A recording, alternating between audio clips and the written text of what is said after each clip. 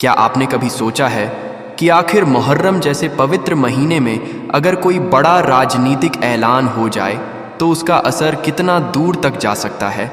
उत्तर प्रदेश की राजनीति में इस समय एक ऐसी ही चर्चा ने जोर पकड़ लिया है। कहा जा रहा है कि बहुजन समाज पार्टी की राष्ट्रीय अध्यक्ष मायावती ने मुस्लिम समाज को लेकर बड़ा संदेश दिया है, जिसे उनके समर्थक एक बड़े तोहफे के रूप में देख रहे हैं। आखिर इस फैसले के पीछे क्या रणनीति है? क्या इससे प्रदेश की राजनीति में नया समीकरण बनेगा और आने वाले चुनावों पर इसका क्या असर पड़ सकता है? पूरी जानकारी जानने के लिए वीडियो को अंत तक जरूर देखें।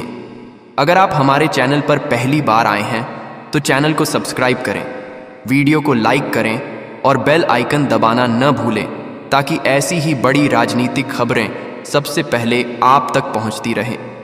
उत्तर प्रदेश की राजनीति में बहुजन समाज पार्टी एक बार फिर अपने सामाजिक समीकरणों को मजबूत करने की दिशा में सक्रिय नजर आ रही है। मुहर्रम के अवसर पर मायावती ने मुस्लिम समाज को शुभकामनाएं देते हुए सामाजिक सौहार्द, शांति और भाईचारे का संदेश दिया। साथ ही उन्होंने यह भी कहा कि सभी समुदायों के अधिकारों और सम्मान की रक्षा होना लोकतंत्र की सबसे बड़ी पहचान है। राजनीतिक विश्लेषकों का मानना है कि बसपा लगातार दलित, पिछड़े और मुस्लिम समाज के बीच अपने पुराने सामाजिक गठबंधन को फिर से मजबूत करने की कोशिश कर रही है। इसी वजह से मुहर्रम के अवसर पर दिया गया संदेश भी राजनीतिक रूप से महत्वपूर्ण माना जा रहा है। हालांकि इसे किसी सरकारी योजना या आर्थिक लाभ के रूप में घोषित तोहफा नहीं कहा जा सकता, बल्कि यह एक राजनीतिक और सामाजिक संदेश के रूप में देखा जा रहा है। मायावती ने अपने संदेश में कानून व्यवस्था बनाए रखने, सभी धर्मों का सम्मान करने और संविधान की भावना के अनुसार समान व्यवहार की आवश्यकता पर भी जोर दिया। उन्होंने कहा कि त्योहारों के दौरान प्रशासन को निष्पक्ष तरीके से कार्य करना चाहिए ताकि किसी भी समुदाय को असुविधा का सामना न करना पड़े। बसपा नेताओं का कहना है कि पार्टी हमेशा सर्वजन हिताय और सर्वजन सुखाय की नीति पर काम करती रही है। उनका दावा है कि बसपा की सरकार के दौरान सभी वर्गों को बिना भेदभाव के योजनाओं का लाभ दिया गया था।